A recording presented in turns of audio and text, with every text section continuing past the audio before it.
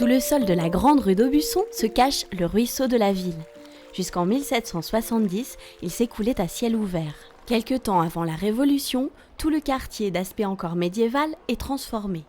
Le ruisseau de la ville est alors couvert d'une voûte maçonnée, permettant ainsi la création de la grande rue, qui devient dès lors une artère majeure de la ville.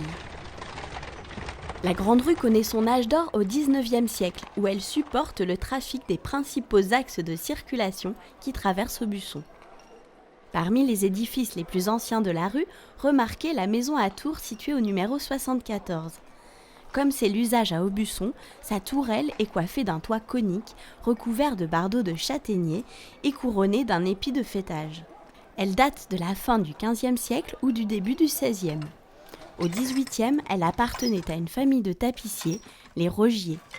À la rencontre de la Grande Rue et de la rue Château-Favier se trouve une autre maison très ancienne appelée la maison à pans de bois. Elle a conservé sa structure ancienne avec son premier étage en surplomb. Elle pourrait dater du XVe ou du XVIe siècle.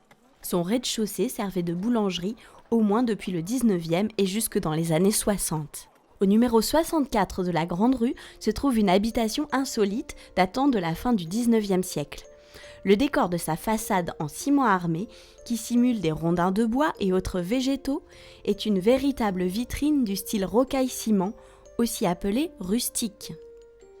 La rocaille-ciment s'est répandue en Creuse, notamment à Felletin, à la fin du XIXe et au début du XXe, probablement par l'intermédiaire d'artisans cimentiers creusois qui s'étaient spécialisés dans ce savoir-faire sur des chantiers parisiens.